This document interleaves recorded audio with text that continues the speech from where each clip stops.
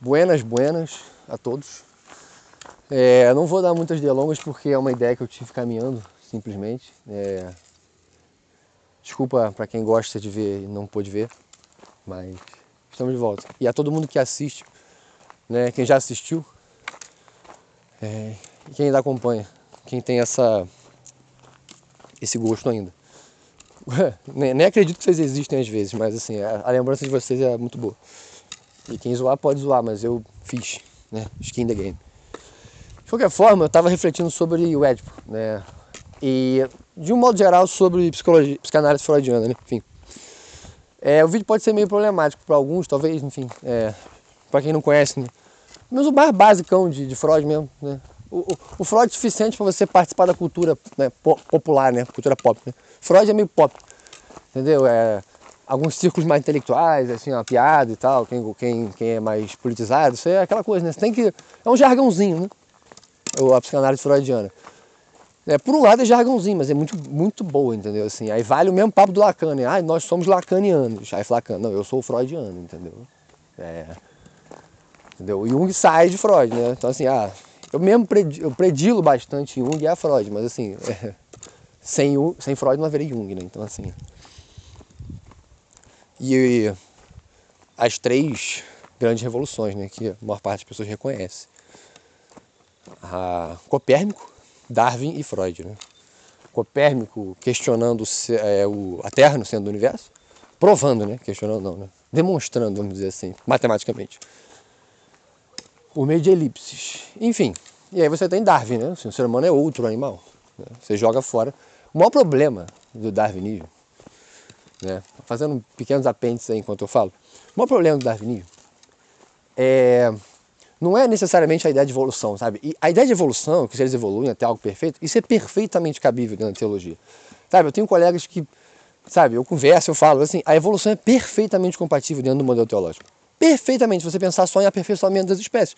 Porque aí você basta puxar um argumento aristotélico de que, enfim, no final da cadeia, você tem um telos, a coisa aperfeiçoa-se, né? A realidade se aperfeiçoa. Ela tem uma finalidade, um telos, daí teleologia, para quem não sabe na filosofia. Falou em telos, falou em... Tem um ponto de chegada, sabe? Tem um lugar no qual algo é obtido, algo é alcançado. Então você pode dizer que o homem é o produto da evolução natural. Deus fez um mundo no qual o perfeito viria e o perfeito veio como homem. E um dia como um único homem perfeito. Cara, é perfeitamente colocável na teologia. Mas tem um porém. O Darwin, levado ao extremo, que é onde as ideias ficam mais interessantes, né? Sempre. A ideia é o ser humano não é uma finalidade.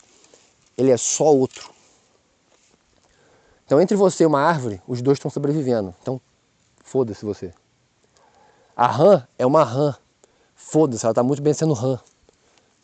É só outro bicho que sobrevive. E aí sim você desmorona a teologia e obriga ela a pensar de uma forma diferente. Que aí isso acontece, existe também. Também não dá para negar que a teologia foi derrubada. Porra. Paul Tillich, Bart Ehrman, entendeu? Eu falo com os outros, vocês conhecem esses teólogos? Não, eu falo, puta que pariu. Misericórdia. Sabe? Você conhece mais da literatura dos evangélicos do que os evangélicos. Aí fala, puta merda. E aí? E eu não sou nem conhecedor, adoraria conhecer um conhecedor, inclusive, mas pessoalmente, por favor. A distância é meio tóxico, patológico. Enfim.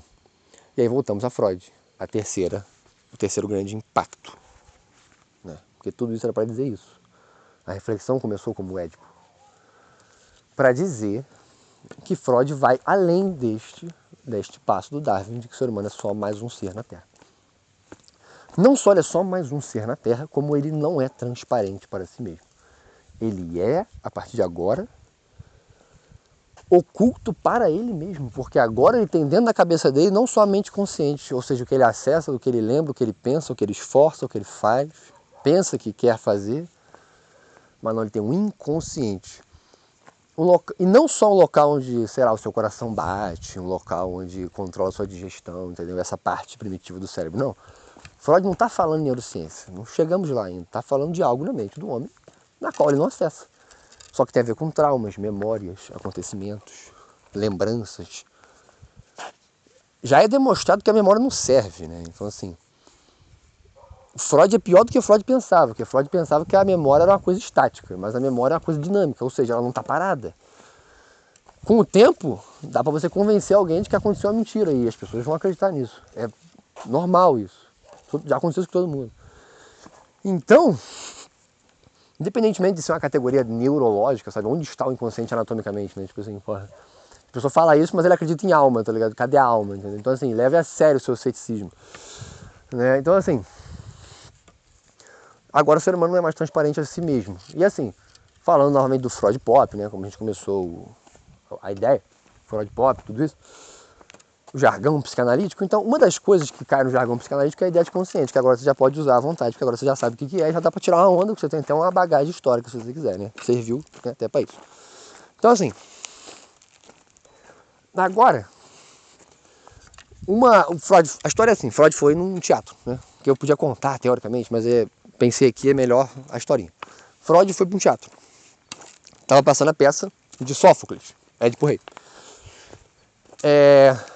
Todo mundo já conhecia, né? Enfim, entre os intelectuais, é uma peça conhecida e tal. Freud foi lá assistir. Já sabia o enredo, coisa que eu também já sabia. Perceba que eu já sabia de Freud, com os plexos e tal. E da história, eu sabia o final, que eu não vou contar pra quem não sabe. Enfim, alguém tem que ter experiência de conhecer essa história, né, tal qual ela aconteceu. Então, Freud vai ver essa peça, porque ele já sabia o final. Eu fui ler sabendo, né, o que ia acontecer. Começa a peça. Estou um pouco errado, mas assim, é uma paráfrase, né? Respeita a paráfrase. Não é uma... como é que é? Vou fazer um canto aqui da peça inteira, enfim.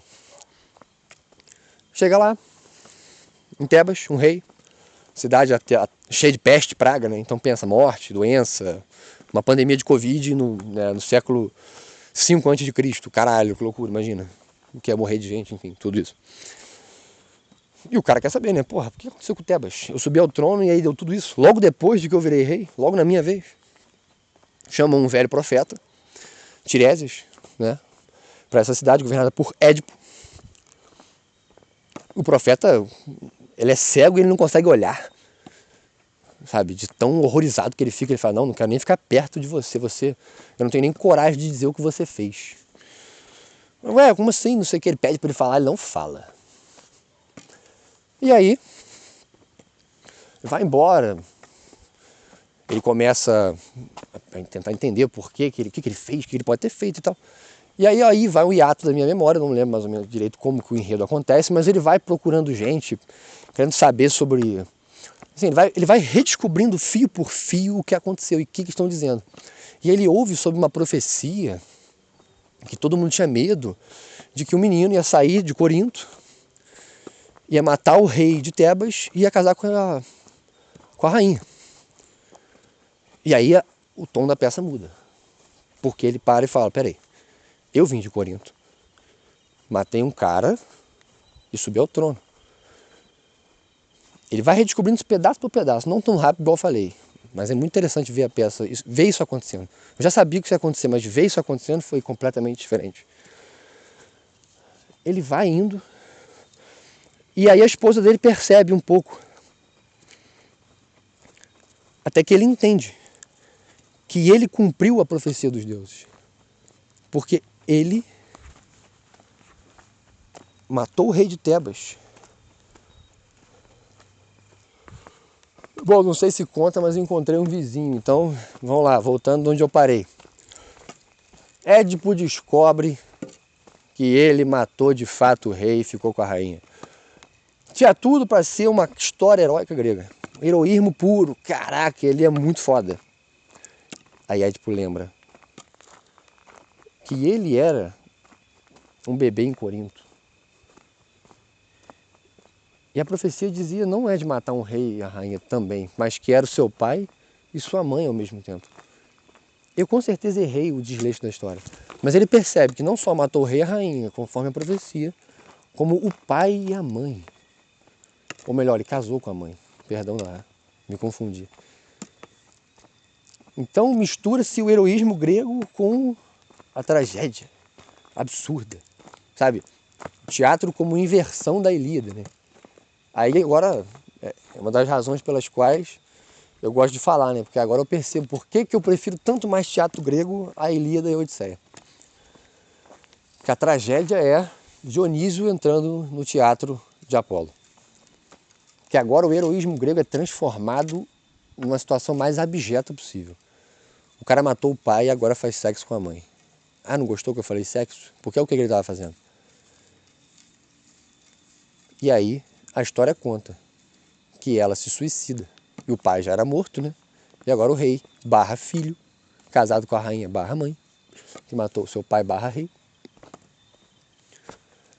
Ele pega e enfia o cobre da roupa dele com tanta força que ele fica cego, mas ele não morre. Ele anda pelo mundo dizendo: não quero ser cego para quando for para o Erebus, ou Hades, não lembro o que ele diz, para o Hades eu não tenha o desgosto de olhar nos olhos do meu pai e da minha mãe. E aí Freud sai completamente atordoado do teatro, porque ele percebeu isso tudo. E mais do que isso, ele viu a história da família dele e de muitos outros. E aí vem o que é interessante de onde eu acho que Jung pode ter tirado insights de Freud muito interessantes, né? Talvez por um temperamento mais, enfim, expansivo e criativo dele do que o de Freud, porque é uma metáfora, todo mundo percebe, sabe? Ninguém está dizendo que viveu essa história exatamente, né? Ninguém vai dizer assim, mas eu não sou de Corinto, eu não sou rei em Tebas. Você entende que isso é uma metáfora, que isso fala uma coisa, mas quer dizer outra de alguma maneira, entendeu? Mas essa linguagem faz você perceber mais, né? Fulano é um porco, metáfora, né? Então, através do porco eu vejo mais sobre fulano, né? Então, assim, é uma metáfora. Você percebe mais sobre si mesmo por meio de uma história. Todo mundo sabe disso, né? Todo mundo se identifica com personagem, anime e tal. Veja aí a fixação com o Naruto, que não é pra menos, né? Heroísmo puro. Enfim. E aí você percebe isso, como que você entra em histórias e sai de lá outra pessoa. Daí acho que Jung pode ter tirado uma coisa que Freud ficou por ali. Porque Freud só percebeu o quê? Algo no cérebro, na mente, na vida do indivíduo. De que ele vivia esses dramas na sua família. E eu não quero nem falar cientificamente, porque eu quero falar assim, dramaticamente, entendeu? E aí vem a questão. O ponto final, depois de toda essa volta, porque assim, é só o começo e o final. E o meio é só pro começo e o final fazerem sentido. Porque podia ser um aforismo só. O resumo seria: o Édipo é basicamente um drama familiar, uma história familiar. Pode ser estudado como conceito ou como experiência. E isso muda tudo. Estou andando, joguei esse aforismo no ar, né? Não lapidei, mas é isso. Este Édipo freudiano, esse drama familiar, isso tudo aí, de pai, mãe, e as relações que você tem, e como é que você lida com isso, e se sua mãe te atormenta, toda essa loucura que é pai, mãe e filho, que é o drama do Gênesis, né? Adão, Eva, Caim e Abel. Irmão, né? Outro elemento para piorar a equação. Esse Édipo todo, tudo isso, você investiga, você lê sobre, você vê um vídeo sobre, ou você olha para a sua memória, para a sua fantasia, né? Do modo freudiano, você olha como sua memória, algo que pode ter te acontecido. Quem nunca viu um filho muito apegado à mãe que briga com o pai? Pô, pelo amor de Deus, né? Para quem não conseguiu pegar um pouco da metáfora. Quem nunca viu filha que não tem pai tendo problema? Ah, que absurdo, meu Deus, eu falei, né? Ou não tendo. Mas quem não viu? São os dramas familiares que todo mundo vive, e através dessa história, e através do que o Freud nos acrescenta dessa história, você consegue enxergar com mais carne. Então,